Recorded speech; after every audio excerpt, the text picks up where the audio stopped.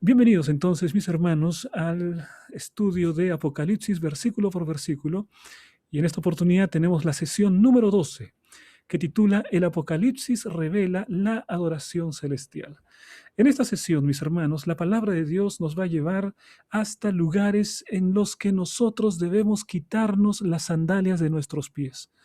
Eso fue lo que el Señor le dijo a Moisés cuando Moisés paulatinamente se iba acercando a esa zarza ardiente, una zarza que pasaba el tiempo y no se consumía.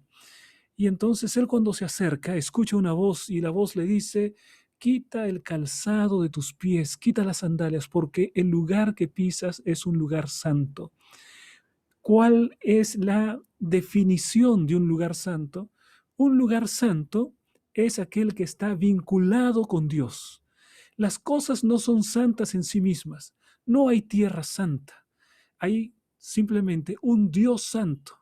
Y Dios es el que señala qué es lo que realmente es santo. Todo lo que se vincula con Dios es santo. El sábado se vincula con Dios, el sábado es santo. Cuando nosotros vamos al santuario y vemos cómo ese primer compartimento del santuario se vincula con el plan de la salvación, entonces es el lugar santo. Cuando vamos al otro espacio, al otro compartimento, donde se encuentra la representación del trono de Dios, entonces ahí decimos, este es el lugar santísimo. Las cosas no son santas en sí mismas. Las cosas son santas en la medida en que se vinculan con nuestro Dios. Los santos, nosotros como hijos de Dios, somos santos sí, y solo sí estamos vinculados por Dios. No hay santidad propia ni en las cosas ni en las personas. Dios es el único santo. Y si estamos vinculados con Él, entonces allí recién podemos considerar que hay santidad en nuestra vida. Entonces, mis hermanos, les invito a abrir sus Biblias en el libro de Apocalipsis capítulo 4. Y vamos a ir versículo por versículo, ¿no? En esta sesión, más que nunca, vamos a ver todo el capítulo 4 de Apocalipsis y vamos a ir parte por parte, versículo por versículo, para entender lo más plenamente posible lo que se nos muestra en este capítulo 4. Y queridos hermanos, prepárense, porque lo que ahora vamos a leer es algo que describe lo que sucede en el cielo. Es como si Apocalipsis capítulo 4 es una ventana que se nos abre para poder observar las realidades celestiales, las realidades que de otra manera no estarían al acceso del ser humano. Dios tiene a bien revelar todo su poder, revelar el propio trono celestial, revelar el lugar donde existe la adoración en la propia presencia de nuestro Dios, el gran creador de todas las cosas, creador del universo, creador de nuestra vida. Va a haber una descripción de cómo es ese lugar. Así que te invito, mi querido hermano, a seguir al apóstol Juan en este libro de Apocalipsis para poder, ¿no?, abrir los ojos a estas realidades que son realidades celestiales, realidades eternas. Apocalipsis capítulo 4, versículo 1. Vamos a leer entonces. Después de esto, miré, y he aquí una puerta abierta en el cielo. Y la primera voz que oí, como de trompeta, hablando conmigo, dijo: sube acá, y yo te mostraré las cosas que sucederán después de estas. Aquí la palabra del Señor nos dice que el apóstol Juan escucha una voz y él está mirando también, y cuando mira, está mirando hacia el cielo, es decir, su mente está situada hacia el cielo, la mente del apóstol Juan, y entonces en el cielo él contempla una puerta abierta. Y entonces ahora una voz como de trompeta, ¿recuerdan ustedes esa voz como de trompeta? Esa voz como de trompeta está también en el capítulo 1. ¿Se acuerdan que se habla acerca de una voz fuerte como estruendo de muchas aguas? Y aquí se habla de una voz como de trompeta. Y entonces la voz en sí misma es una invitación que le dice: sube acá. Él está en la tierra, ahora recibe la invitación de pasar desde la tierra hacia el cielo. Él está mirando el cielo y le dice: mira, sube acá y yo te mostraré las cosas que han de suceder después de estas. Es decir, nosotros estamos viendo que toda la primera parte que el Señor ha mostrado es la historia de la iglesia cristiana en en la profecía de las 7 iglesias. Hemos visto esto en los capítulos 2 y capítulo 3, las 7 iglesias de Apocalipsis. Después de esto es que aparece lo que el Señor le dice: te voy a mostrar las cosas que han de suceder después de estas. Entonces, el Señor todavía nos está mostrando algunas de las cosas que nosotros como seres humanos desconocemos. ¿Qué es lo que Él nos quiere mostrar? Después de las 7 iglesias, después de mostrar la historia de la iglesia cristiana en la tierra, ahora el Señor quiere mostrarnos las realidades celestiales, lo que sucede arriba en el cielo. Y esto es lo que nos muestra el capítulo 4. Entonces vamos a ver aquí el capítulo 1 y vamos a buscar la mejor manera, aunque esto es prácticamente un misterio, es decir, no hay manera de poder nosotros entender exactamente la realidad celestial. Pero en esta oportunidad vamos a guiarnos de la palabra de Dios y vamos a tratar de imaginar cada uno de los elementos que se nos muestra en estos versículos, para imaginarnos qué es lo que Juan está viendo, porque él lo está describiendo en este capítulo 4. Entonces, vamos a leer, dice aquí: y al instante yo estaba en el Espíritu. En el Espíritu. Juan estaba en el Espíritu. En otras palabras, él estaba una vez más en visión. Su mente y su corazón estaba imbuido del Espíritu de Dios. Por eso yo estaba en el Espíritu, dice, o sea, estaba en visión. El Espíritu del Señor estaba en mi corazón. Y entonces él empieza ahora a describir qué es lo que vio en el cielo. Mi querido hermano, Juan nos está dando una visión de lo que hay en el cielo. Entonces, al instante yo estaba en el Espíritu, y he aquí un trono establecido en el cielo, y en el trono uno sentado. He tratado de colocar allí una imagen para poder ejemplificar lo que está describiendo la palabra de Dios. Y eso vamos a hacer paso a paso. ¿Qué es lo que la palabra de Dios nos está mostrando? Primero dice, lo que él ve es un trono. Ahí está un trono, que además está en el cielo. Nos muestra el lugar. Un trono es símbolo de soberanía. Un trono es símbolo de gobierno, de poder, de autoridad. Y además dice que está establecido en el cielo. Y el cielo representa el lugar desde el cual Dios gobierna. Entonces Juan está presentando el mismo centro del universo, el trono de Dios, donde el Señor está gobernando el universo y la historia, e incluso también la vida de cada ser humano. Un trono establecido en el cielo, y en el trono uno sentado. Esa es la descripción que se hace. Un trono y alguien está sentado en ese trono. Bueno, vamos a continuar leyendo también qué es lo que encontramos aquí. Y miren ustedes, versículo 3, y vamos a ir elemento por elemento. Dice, y el aspecto del que estaba sentado era semejante a piedra de jaspe y de cornalina. Mm, Es el aspecto de aquel que estaba sentado. Es decir, lo que está tratando de escribir es una piedra preciosa, algo brillante, algo atrayente.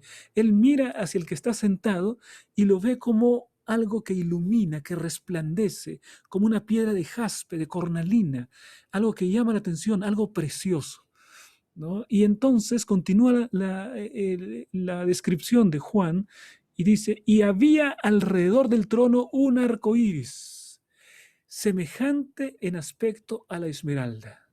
O sea, también el arco iris tenía una cierta semejanza con la esmeralda. La esmeralda también es una piedra preciosa. Es decir, todo lo que Juan nos está diciendo, él no puede explicarlo con palabras humanas. Es por eso que está buscando semejanzas de lo que él conoce. Yo no sé si exactamente en la Biblia puede haber algo que sea como el jaspe y como que sea jaspe y cornalina. No dice que es jaspe o que es cornalina. No dice que es esmeralda. Lo que dice es semejante a piedra de jaspe y de cornalina. Es decir, ¿qué es lo que está experimentando en este momento el profeta? ¿Qué es lo que está experimentando Juan recibiendo esa revelación? ¿Sabes, querido hermano, cuál es el gran drama de Juan? Juan tiene que explicar en palabras humanas las cosas que no se pueden describir con palabras humanas. Ese es el gran drama que él tiene, porque simplemente está viendo realidades que no se pueden explicar con palabras humanas, porque no hay nada en la tierra que pueda compararse con la exactitud, la grandeza que hay en el cielo. Nada se compara con eso. Y es por eso que él utiliza ciertas palabras. Es semejante a piedra de jaspe, es semejante a una esmeralda. Entonces, estaba encontrando semejanzas de la tierra, ¿no? Supuestamente en el cielo eso es mucho más atrayente, mucho más bonito, mucho más precioso, pero él busca cosas que se asemejen a eso. O sea que lo del cielo es mucho más precioso. Y ahora veamos todavía cómo está descrito es el trono de Dios. Versículo 4 dice allí, y alrededor del trono habían 24 tronos. Entonces colocamos allí los 24 tronos, porque dice que está alrededor del trono. Entonces ponemos allí los 24 tronos y vi sentados en los tronos a 24 ancianos vestidos de ropas blancas con coronas de oro en sus cabezas. Muy bien, la identidad de estos 24 ancianos, estos 24 tronos, mis hermanos, no nosotros, incluso también en los comentarios bíblicos, no hay una unanimidad entre los comentaristas bíblicos, no hay una única versión acerca de qué es lo que pueden ser estos 24 ancianos. Evidentemente están en una posición de gobierno, están con tronos, están alrededor del trono de Dios, así que sin duda se trata de gente muy especial, pero habla acerca de 24 ancianos.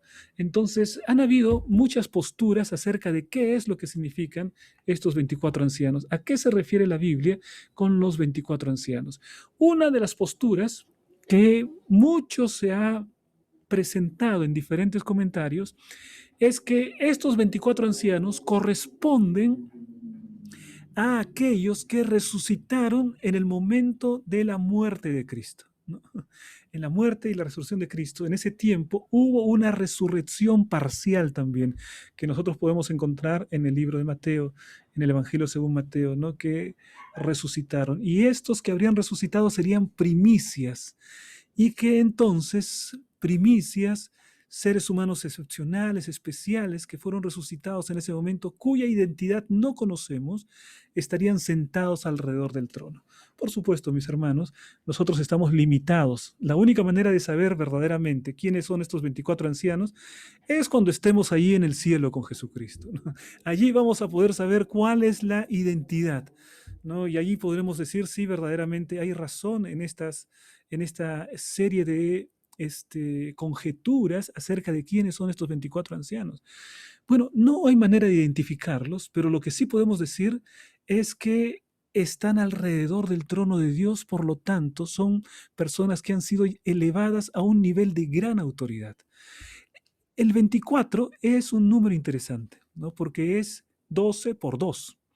Y el 12 en la Biblia es un número que se repite constantemente.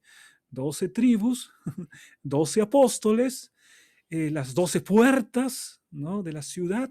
El 12 se repite constantemente. Y siempre que aparece el número 12, está vinculado con el pueblo de Dios. El 12 es el número del pueblo de Dios. Las 12 tribus constituían el pueblo de Dios en el Antiguo Testamento.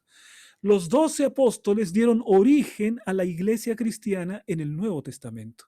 Por lo tanto, entonces podríamos también establecer allí una continuidad entre los 12 del Antiguo Testamento y los 12 del Nuevo Testamento para hablar de un único pueblo de Dios a lo largo de la historia. Entonces, ese número es un número interesante. Pero lo que dice la Biblia es que habían alrededor del trono, puedes imaginar, mi hermano, esos están alrededor del trono y describe, son vestidos de ropas blancas y además tienen coronas de oro en su cabeza. Entonces tienen realeza, están reinando con Dios y están cerca del trono de Dios. Así que qué gran esta visión, qué gran visión nos presenta aquí la palabra de Dios. Pero vamos a seguir. ¿Qué más? ¿Qué más nos presenta la Biblia para completar la descripción de lo que hay en el cielo? Versículo 5. Continúa diciendo allí la palabra de Dios. Y del trono salían relámpagos y truenos y voces. Desde el trono, relámpagos. ¿Recuerdan ustedes qué fue lo que sucedió con el pueblo de Israel cuando estaban al pie del monte Sinaí? estaban aguardando la presencia de Dios, se habían preparado y cuando el Señor aparece ahí en el monte Sinaí, hubo precisamente relámpagos, truenos, una manifestación del poder de Dios. Es decir, esto nos está manifestando que el propio Dios se encuentra allí en el trono. Cuando Dios se manifestó allí en el monte Sinaí, poco antes de hablar con el pueblo se aterrorizó, ¿no? El pueblo entró en pánico y le dijeron, Moisés, estamos con miedo. Moisés, por favor, no permitas que Dios nos hable directamente, tenemos miedo, que te hable a ti y entonces después tú nos dices cuál es el mensaje. El momento de la gloria de Dios era tan magnífico, las fuerzas de la naturaleza estaban desatadas, los relámpagos, los truenos, pero una cantidad tremenda de relámpagos, tan grande que la gente se asustó. Ahora, yo recuerdo que hace algunas semanas atrás, aquí en la ciudad de Lima, no sé si ustedes se acuerdan, hubo relámpagos. Una mañana hubo relámpagos en la ciudad de Lima y esto es algo que llama la atención porque en Lima nunca llueve. En Lima jamás hay relámpagos. La ciudad misma no está preparada para los relámpagos, ¿no? Y entonces el hecho que hayan habido relámpagos en Lima salió por las redes sociales. La gente empezó a tomarle fotografías, a colocar videos porque eran relámpagos en la ciudad de Lima. Nos llamaba mucho la atención, ¿no? Ahora, ahí en el trono de Dios, estos relámpagos son una manifestación que Dios gobierna las fuerzas de la naturaleza. No solamente gobierna el universo, sino que las leyes de la naturaleza han sido colocadas por Dios. Él es el que gobierna. Ahora dice allí, y delante del trono ardían 7 lámparas de fuego, las cuales son los 7 espíritus de Dios. Entonces vamos a ver esta siguiente parte. Ya hemos visto la descripción, ¿no? Cerca del trono hay esta manifestación de la naturaleza, relámpagos, truenos. Pero luego también hemos visto aquí, dice, delante del trono ardían 7 lámparas de fuego, las cuales son los 7 espíritus de Dios. Esto es una cosa magnífica. Estas 7 lámparas, nosotros ya la hemos visto anteriormente, ¿no?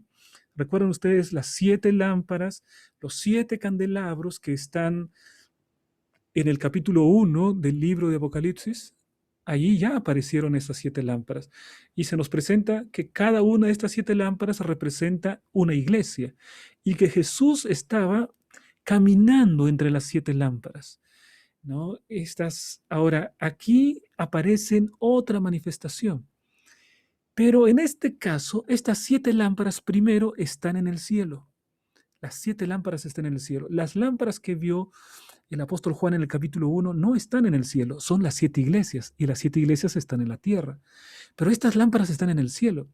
Ahora, en el capítulo 1 se nos muestra que las 7 estrellas representan también allí los líderes de la iglesia cristiana, ¿no?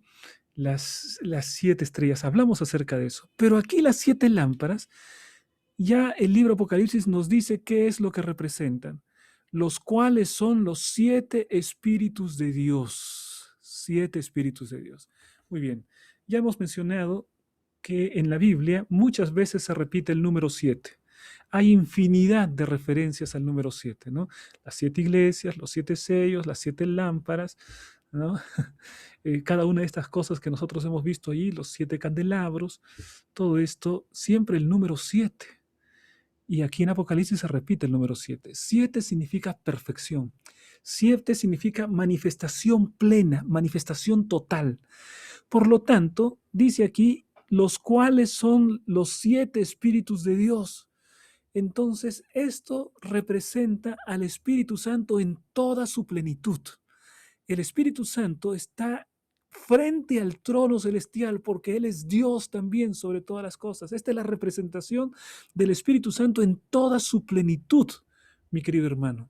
Así que delante del trono del Señor se encuentra la manifestación plena del Espíritu Santo, descrito aquí como las 7 lámparas de fuego, que son los 7 espíritus de Dios. Entonces, vamos a ver qué más continúa describiendo este momento importante. El versículo 6 Continúa la descripción el apóstol Juan. Él está describiendo el cielo. Y nosotros estamos tratando, ¿no?, de entender esta descripción para poder tener una idea de qué está diciendo el apóstol Juan. Ahora dice, y delante del trono, delante del trono había como un mar de vidrio semejante al cristal. Un mar de vidrio semejante al cristal, y junto al trono y alrededor del trono habían 4 seres vivientes llenos de ojos delante y detrás. Vamos a ver la primera parte. Él había como un mar de vidrio. Esta idea de mar de vidrio, ¿cómo es eso? ¿Cómo puede, pastor, ser un mar de vidrio? ¿No? Bueno, lo que nosotros podemos ver aquí, mis queridos hermanos, es una descripción que Juan hace con su propia vista. Él no había visto un mar como el que está viendo ahora. ¿Por qué dice que es de vidrio? ¿Qué es lo que sucede cuando tú observas a través del vidrio? Te parece que simplemente el vidrio no existiese, ¿no? Y tu vista traspasa el vidrio y puedes ver qué es lo que está al otro lado. Mar de vidrio significa que es un mar, pero es un mar transparente. Es un mar que me deja ver la profundidad, ¿no? Un mar tan límpido, tan claro que parece de vidrio, ¿no? Entonces a eso se refiere un mar transparente como el vidrio, semejante al cristal, está diciendo él, ¿no? Entonces está hablando de transparencia, está hablando de un mar completamente limpio, ¿no? Transparente, semejante al cristal. Ahora mira entonces la figura, ¿no? Está en el cielo, hay un mar, hay un arco iris, están los 24 ancianos, el trono está en el centro, delante del trono están los 7 candelabros que representan los 7 espíritus de Dios, que representa el propio Espíritu de Dios, ¿no? Entonces vamos a continuar con la descripción. ¿Qué más nos presenta el apóstol Juan? Versículo 6, la última parte. Y junto al trono, dice allí, y alrededor del trono, 4 seres vivientes llenos de ojos delante y detrás. Estos 4 seres vivientes, llenos de ojos delante y detrás. Bueno, en realidad, queridos hermanos, este es uno de los aspectos más misteriosos de la Biblia también, porque los estudiosos bíblicos están tratando de poder descifrar estos 4 seres vivientes, ¿no? Estos 4 seres vivientes son los serafines, ¿no? Son ángeles poderosos que están alrededor del trono de Dios. Y se les llama entonces aquí en el Apocalipsis los 4 seres vivientes, llenos de ojos delante y detrás. ¿Qué significan que estén llenos de ojos? Esto parece algo así un poco tétrico, ¿no? Porque cuando uno piensa en una criatura que tiene ojos delante, ojos detrás, pero recuerden que todo esto también tiene una, un aspecto simbólico. Ojos significan que están atentos a todo lo que sucede en el universo. Ojos significan conocimiento. Ojos significan sabiduría. A mayor cantidad de ojos significan una mayor sabiduría, un mayor conocimiento de todas las cosas. Estos son los 4 seres vivientes que están alrededor del trono de Dios, ángeles poderosísimos, serafines, que están al lado del trono del Señor. Entonces ustedes pueden imaginar, mis hermanos, esta descripción. Vamos a ir entonces, ¿qué es lo que dice sobre estos 4 seres vivientes? Versículo 7. El primer ser viviente era semejante a un león. El segundo era semejante a un becerro. El tercero tenía rostro como de hombre. Y el cuarto era semejante a un águila volando. Entonces, esta es una representación, ¿no? Perfecto. Ahora bien, recuerden ustedes que, como estamos diciendo aquí, lo que Juan está buscando es poder describir con palabras humanas aquello que es divino. ¿Cómo podrías tú describir el cielo sin nada de lo que tú conoces puede compararse con lo que está arriba en el cielo? La Biblia dice cosas que ojo no vio, ni oído oyó. Entonces, en realidad, Juan está describiendo cosas que ojo no vio. Y por eso es que él dice, es semejante a un león. No dice que sea un león, dice que es semejante a un león, que es semejante a un becerro, que es semejante a un hombre, semejante a un águila volando.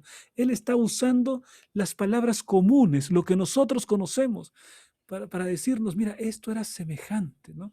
Por ejemplo, nosotros vemos una estructura que nunca hemos visto. ¿Qué haríamos?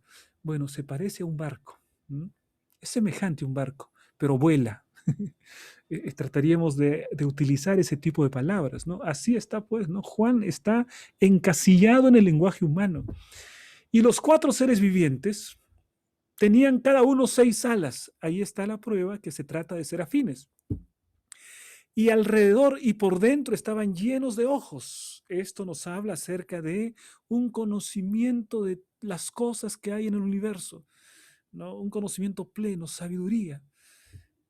Y no cesaban día y noche de decir, Santo, Santo, Santo es el Señor Dios Todopoderoso, el que era, el que es y el que ha de venir. Esta adoración, estas palabras, mis hermanos, son muy importantes. Vamos a ir analizando. Primero, en este versículo se nos muestra que que los 4 seres vivientes tenían cada uno 6 alas, ¿no? Y en esa descripción dice 6 alas para cubrir los pies, 2 para cubrir los pies, 2 para cubrir arriba el rostro y 2 para volar, ¿no? Es interesante esta descripción. Pero además también estaban llenos de ojos. Esto quiere decir que eran perspicaces, que conocen todas las cosas, están atentos a todo lo que sucede. Son como grandes vigías de Dios, ¿no? Y alrededor y por dentro están llenos de ojos. Y además, ¿cuál es su alabanza? ¿Cuál es su palabra? Santo, santo, santo. Te pregunto, mi querido hermano, ¿por qué crees que la Biblia habla santo, santo, santo? ¿Por qué tiene que decir la palabra santo 3 veces? Porque se está delante del trono de Dios y Dios es trino. Dios es Padre, Hijo y Espíritu Santo. Por lo tanto, santo, santo, santo es una alusión a la Trinidad. Santo, santo es el Señor Dios Todopoderoso. Es decir, me habla acerca de un Dios trino. Y además dice, el que era, el que es y el que ha de venir. Un Dios que es el que domina el tiempo, un Dios que es el dueño del tiempo, un Dios que es eterno, ¿no? Que es el que está incluso, que Él puede dominar, conocer lo que sucederá. Dueño del tiempo, está por encima del tiempo, no está limitado por el tiempo. Ese es el Dios en el que nosotros creemos, un Dios eterno. Entonces aquí se habla acerca de el Dios omnipotente, Dios todopoderoso, el Dios que es todo santidad, santo, santo, santo, el Dios que es eterno, porque dice el que era, el que es y el que ha de venir. Qué tremendo, mis hermanos, ¿no? Ah, caramba, uno podría decir, pero Juan, qué privilegio tremendo, qué privilegio tremendo. Juan estaba en la presencia del Altísimo. Él pudo ver cómo es que se desarrolla la adoración en el cielo y él está describiendo para nosotros con un lenguaje torpe, ciertamente, con un lenguaje lo más, para nosotros, lo que más podamos entender, pero está tratando de describir cosas que literalmente no se pueden describir. Y él tiene que recurrir mucho a las metáforas y tiene que recurrir a las cosas que sí conocemos, semejante a un león, semejante a un becerro, semejante a un hombre, semejante, semejante.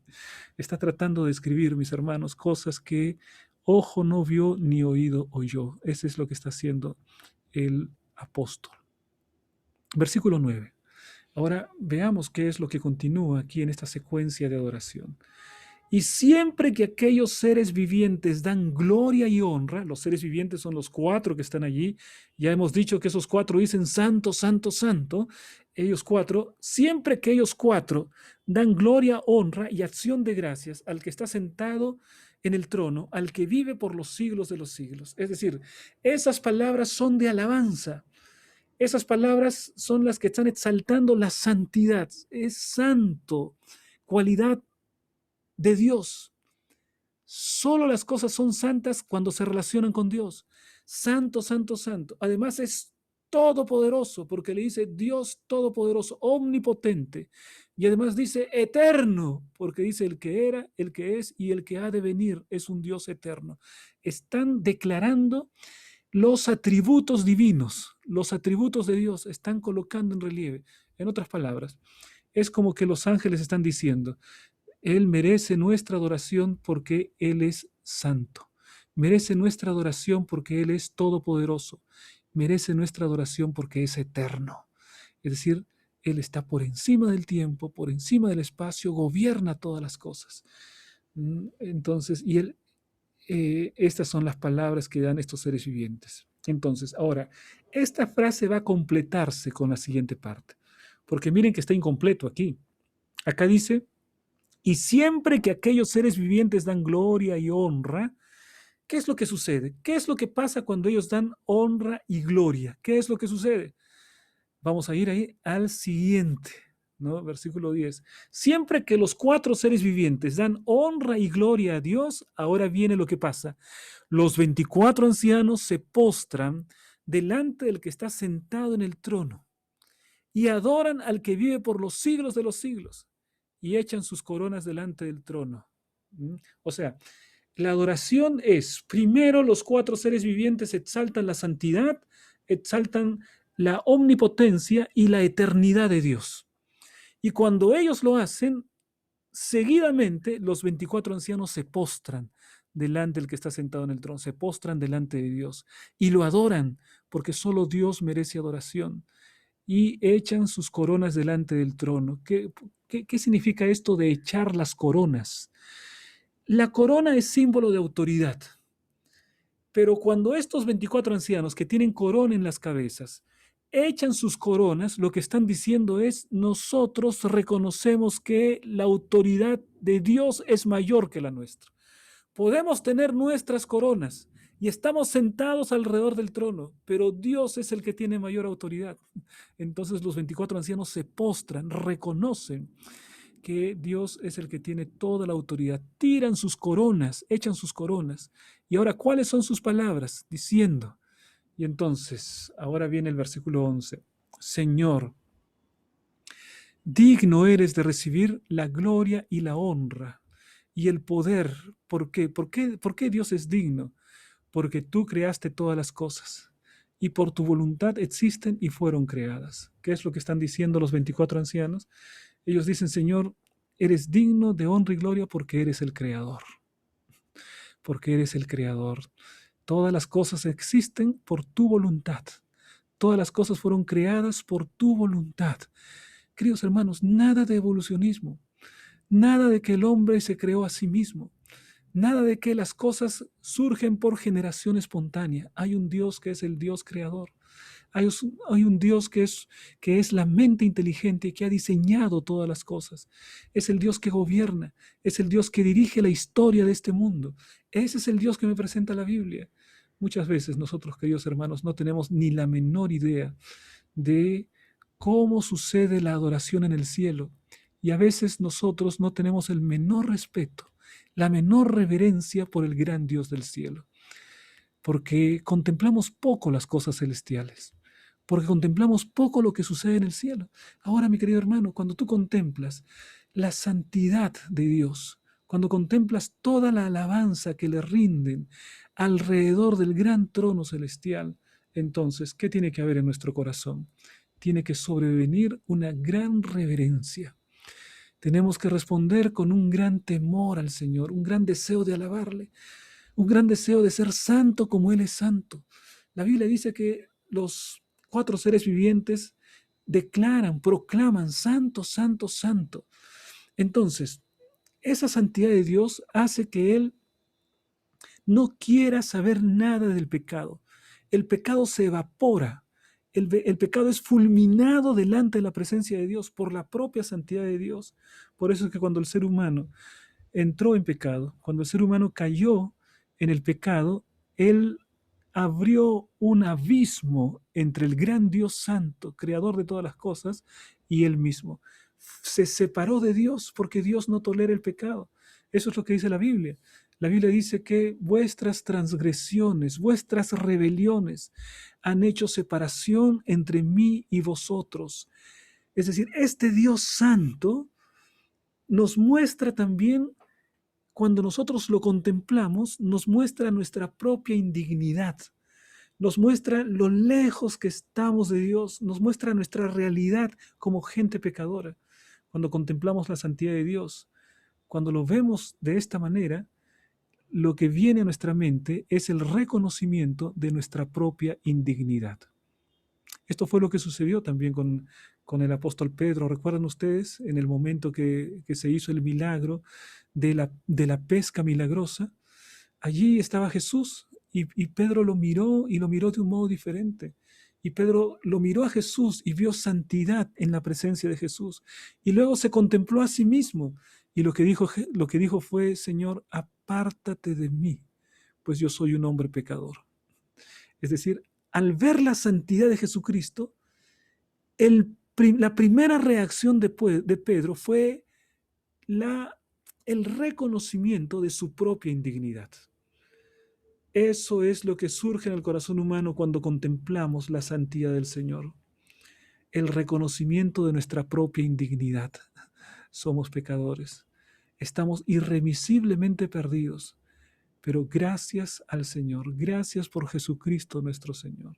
Mi querido hermano, este capítulo 4 del libro de Apocalipsis nos muestra la preciosa realidad de la santidad de Dios, de la omnipotencia, de la eternidad de Dios, de que Él es el Creador y que Él merece, mi querido hermano, toda tu adoración, que Él merece toda tu obediencia y que nosotros como seres humanos debemos vivir sometidos plenamente a la voluntad de Dios. Y de esa manera encontraremos la paz, encontraremos la felicidad, porque Dios es el gran creador de todas las cosas y Él es que merece toda adoración. Queridos hermanos, qué capítulo extraordinario, qué capítulo maravilloso, ¿no? Pero este capítulo es apenas un paréntesis, porque miren ustedes, hemos visto en el capítulo 1 que el apóstol Juan se encuentra en la isla de Patmos, se presenta el Señor Jesucristo y le dice: mira, te voy a mostrar pronto qué es lo que va a suceder. Y entonces se presenta la visión de las 7 iglesias, y en las 7 iglesias hay una visión panorámica acerca de la historia de la iglesia cristiana. Esos son las 7 iglesias y hemos analizado cada periodo. Y después hay un paréntesis, y en el libro Apocalipsis vamos a encontrar varios paréntesis, ¿no? Este paréntesis es: después de contemplar las realidades terrenas, porque el libro de Apocalipsis, la carta a las 7 iglesias, me presenta la condición de la iglesia. Me presenta que, por ejemplo, Éfeso había perdido su primer amor, que en Tiatira empieza la apostasía. Se habla de iglesias que están en el trono de Satanás. Se habla de iglesias que han caído bajo la influencia de Jezabel. Se habla de los nicolaítas. Se habla de la iglesia tibia que puede ser vomitada de la boca del Señor. O sea, se habla de realidades terrenas. Y uno puede decir: pero esta iglesia tan defectuosa, que a veces tiene tendencia a la apostasía, con tanta tibieza, esta iglesia así nunca va a poder realmente triunfar. Pero después de ver la realidad terrena, el Señor nos muestra la realidad del cielo. El mensaje es el siguiente: no importa cuán defectuosa pueda ser la iglesia o cuán pecador pueda ser el ser humano, Dios hace posible la redención. Dios hace posible la salvación. No somos salvos por lo que nosotros hacemos, somos salvos por lo que Dios hace por nosotros. Por eso vino este capítulo 4 presentándonos la grandeza de Dios, porque uno podría sentirse desanimado. La historia de la iglesia, una historia de apostasía, a veces una historia de tibieza, una historia... Pero inmediatamente el apóstol Juan nos presenta la visión del cielo para mostrarnos que Dios es tan poderoso que llevará a su iglesia a una victoria total, a pesar de la propia vida defectuosa de la iglesia, de las altas y bajas de la propia iglesia. Dios completará el triunfo final de esa iglesia. Querido hermano, Dios te bendiga. Que nosotros podamos estar atentos cada día a la palabra de Dios y que de esa manera podamos fortalecer nuestra vida espiritual para, por la gracia de Jesucristo, tener un lugar en la patria celestial. Vamos a inclinar el rostro para hacer una oración y terminar con el estudio de esta noche. Vamos a orar. Querido y eterno Padre que estás en el cielo, santificado sea tu nombre. Te damos gracias, Señor, por las alegrías que cada día nos das, por tus misericordias. Gracias, querido Padre, porque cuando contemplamos la indignidad del ser humano. Incluso, querido Padre, cuando contemplamos lo defectuosa, lo débil que es tu iglesia y que ha sido tu pueblo a lo largo de toda la historia. Y cuando contemplamos esas realidades terrenas, pensamos, no podemos hacer nada para ser salvos. Pero cuando contemplamos tu gran excelsitud, tu trono, tu santidad, tu autoridad, gracias a ti, querido Padre, podemos decir, no hay manera que podamos perdernos, porque lo haces todo para que podamos tener la salvación y la vida eterna. Colocamos, querido Padre, nuestra vida en tus manos y lo hacemos todo con agradecimiento.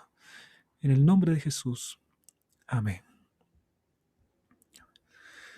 Muy bien, mis queridos hermanos, de esta manera nosotros estamos culminando con el estudio de esta noche, así que voy a abrir un poquito aquí para que el que desea pueda participar y despedirse, dar una palabra de despedida, ¿no? Y aquí se nos habla acerca de en qué capítulo de la Biblia habla de la Trinidad, dice José Fernández. Bueno, eso merece un estudio único, ¿no? Esa pregunta merece un estudio único que vamos a prepararnos el estudio. Hay muchos versículos que nos hablan acerca de esta realidad de la Trinidad, ¿no? Pero es en el Antiguo y el Nuevo Testamento es un estudio que debemos tenerlo en algún momento y les prometo que en algún momento, quizá terminando esta serie, empecemos con series doctrinales y allí podemos hablar acerca de la Trinidad. Muy bien. Queridos hermanos, una feliz noche. Estoy viendo aquí a Santiago y Raquel. Feliz noche. La hermana Hilda, una alegría saludar. Hola, Rubén. Feliz noche. Buenas noches. Feliz noche, Rubén. Bendiga, Pastor Rubén. Buenas noches. Hermana Raquel, bendiciones. Buenas noches. Gracias, Pastor. Gracias, feliz noche, Rubén. Buenas noches, Rubencito. María, Ricardo. Feliz noche. Entonces, mis hermanos. Feliz noche, Rubén. Feliz noche, apreciado Arturo. Buenas noches. Feliz noche, hermana Jessica, Eloy, David y todos los que están ahí. Familia Porres Quispe, Noel y Choque, en fin, a todos mis queridos hermanos. Bueno, la próxima semana continuaremos con los estudios de la Biblia. Cada vez esto se pone más bueno, hermanos. Ya vienen los grandes capítulos del Apocalipsis. Apenas estamos entrando. Para mí, de modo personal, cada capítulo es especial, ¿no? Pero si me dicen cuáles son aquellos que son los más emocionantes, yo diría capítulo 10, capítulo 11, capítulo 12, 13, 14, ¿no? Ese es el grupo de capítulos que realmente es apasionante, ¿no? Bueno, hermanos, nos vemos. Una feliz noche con todos. Cuídense.